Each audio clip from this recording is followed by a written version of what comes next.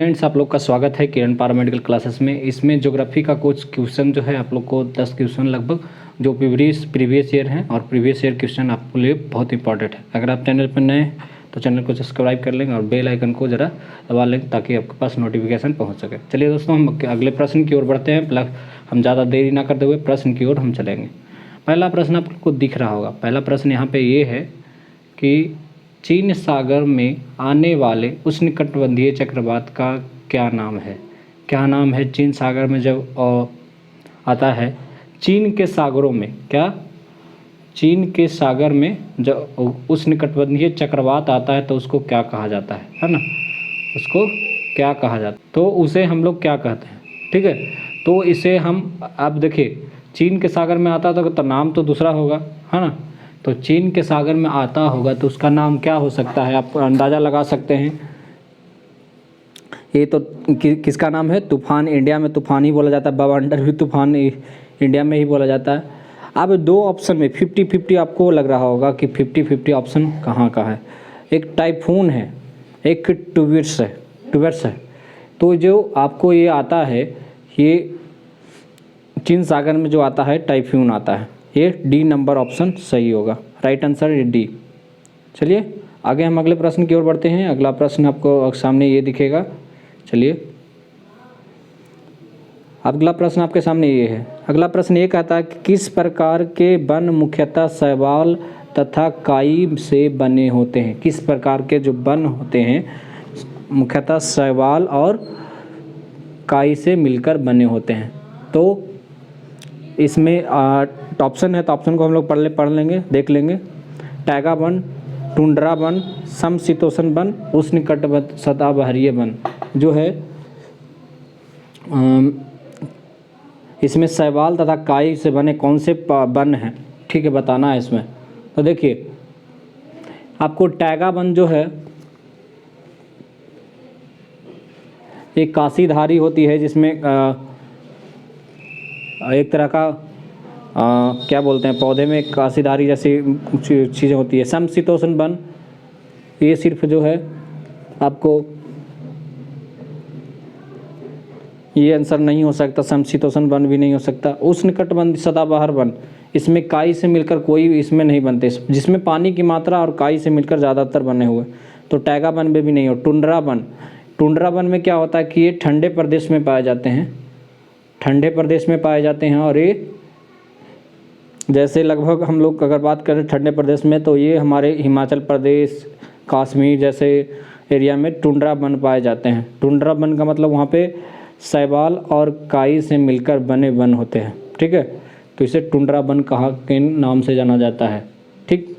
अगला प्रश्न की ओर बढ़ेंगे। अगला प्रश्न आपके सामने ये रहा कि पृथ्वी की भूपट्टी जो है, पृथ्वी की भूपट्टी तथा मेटल के बीच की सीमा है, क्या है। अब बताना है कि पृथ्वी और भूपट्टी और मेटल के बीच की सीमा क्या है। आपको दिख रहा होगा पृथ्वी है, तो पृथ्वी और भूपटल के बीच की मीट की सीमा को क्या कहते हैं। बीच की सीमा को हम लोग क्या कहते हैं। तो पहला ऑप्शन होगा मोह असत्य, लहमान असत्य, असतत, कार्ड्रेड असत्य, गुटेनबर्ग असत्य। अब बताना है कि इसमें किस प्रकार क्या कहते हैं, ठीक है। तो मोहो असत्य कहते हैं इसको, ये नंबर ऑप्शन सही होगा। चलिए अगला प्रश्न, अब जो डिस्क्रिप्शन में बताने लायक रहेगा मैं बताऊंगा। निम्नलिखित में से किसके दैनिक तापमान के अंतर से सर्वाधिक होता है। अब बताना है कि कौन में से दैनिक तापमान सबसे ज़्यादा अधिक होता है। तो मरुस्थल में, पर्वत में, पठार में, महासागर में। कभी भी देखिएगा महासागर में तापमान अधिक नहीं होता है, पठार में भी तापमान हो सकता है, पर्वत में नहीं होगा, ठीक है। ये दोनों में ऑप्शन आपको लग रहा होगा। तो देखिए पठार में भी चपटा, क्या पठार किसको कहते हैं, जो उसका अगले हिस्सा चपटा हो वही पठार कहलाता है ना, पठार कहलाता। पर्वत कोई कहलाता है जिसका त्रिभुजाकार ऐसे तरह का दिखे। महासागर क्या कहलाता है, ओशियन, नाम सुने होंगे। लेकिन मरुस्थल क्या कहता है, बालू रेत से भरा हुआ रेगिस्तान रेगिस्तान टाइप का।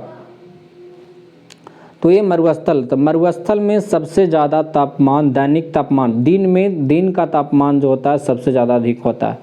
यहाँ गर्मियों के दिनों में 55 डिग्री सेल्सियस भी पहुँच जाते हैं, 42, 45, 48 तो वहाँ का मिनिमम है, तो 55 डिग्री भी सेल्सियस पहुँच जाते हैं। अब चलिए देखते हैं अगला प्रश्न की ओर।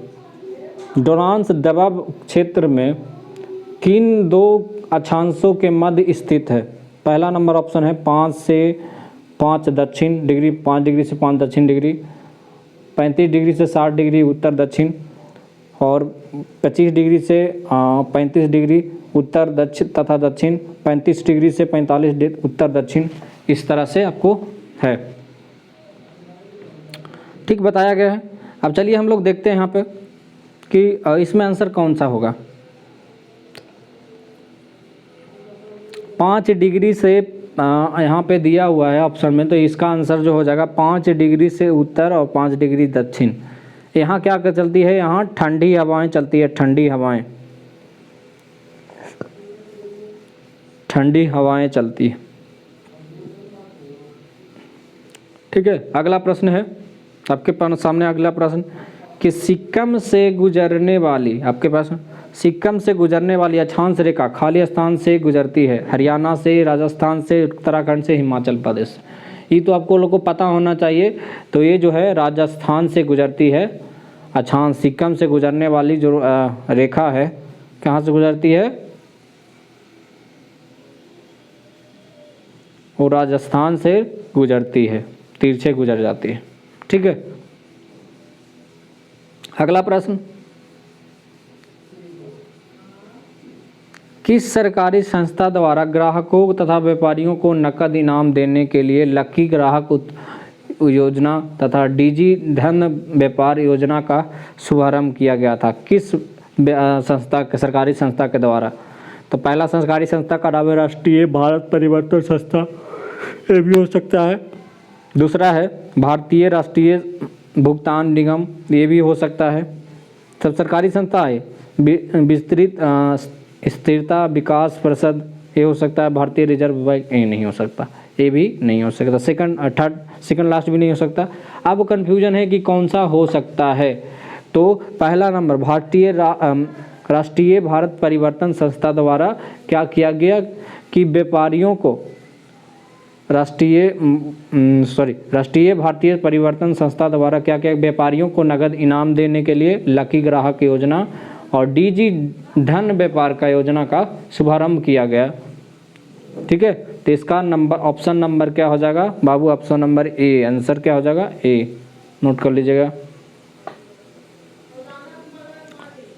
अब यहाँ पे कह रहा है निम्नलिखित में से कौन सा खाद्य सुरक्षा प्रणाली का एक घटक है?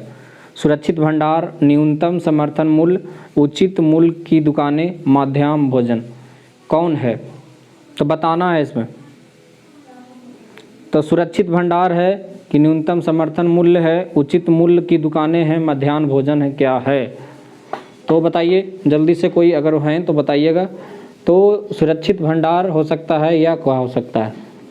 तो आपको दिया गया, तो ये ए नंबर ऑप्शन सही होगा कि क्योंकि खाद्य प्रणाली को एक घटक है क्या? सुरक्षित भंडार। मतलब कि आपको अगर भारत में बात किया जाए तो भारत में अगर 3 साल तक कुछ नहीं होता है, अभी की बात की जाए, अगर एक भी अन्न नहीं होते तो भारत के पास इतना क्षमता है कि 2 साल तक लगातार किसी व्यक्ति को खाना खिला सकता है। इससे इतना चावल गेहूँ स्टोर रखा जाता है। यहाँ वो संभव नहीं है, सब लोग अपने आप में खाने के लायक हो जाएंगे, फ्री में दे सकते हैं। भारत में ग्रामीण क्षेत्र के लिए आवश्यक औसत कैलोरी है क्या? 2100 कैलोरी, 2200 कैलोरी और 2300 कैलोरी की 2400 कैलोरी। ग्रामीण क्षेत्रों में क्या दिया जाता है? तो ग्रामीण क्षेत्रों में 2100 कैलोरी दिया जाता है, ठीक है। सॉरी, शहरी क्षेत्रों में 2100 कैलोरी दिया जाता है। तो हमने नोट कर लीजिएगा, कॉमन 2100 कैलोरी जो होता है शहरी क्षेत्रों में और 2400 कैलोरी जो है, 2400 कैलोरी जो है आपको कहाँ दिया जाता है? ग्रामीण क्षेत्रों में। ग्रामीण क्षेत्रों में दिया जाता है 2400 कैलोरी। वीडियो में बने रहिए, आगे भी एक सवाल है आपके पास सामने, तो वो खाली स्थान सवाल है तो मैं बताऊंगा। अगला सवाल ये है कि वक्र खाली स्थान। वक्र बाजार में सभी उपभोक्ताओं की मांग को वस्तु की कीमत के विभिन्न स्तरों पर समग्र दृष्टि से देखकर मांग को प्रदर्शित करता है, कहलाता क्या है। अब इसको बजाना है कि बाजार की मांग वक्र बाजार में, वक्र मतलब टेढ़ा मेढ़ा बाजार में, बाजार की मांग जो है वक्र बाजार में सभी उपभोक्ताओं को मांग को वस्तु की कीमत के विभिन्न स्तरों पर समग्र दृष्टि से देखकर मांग को प्रदर्शित किया जाता है।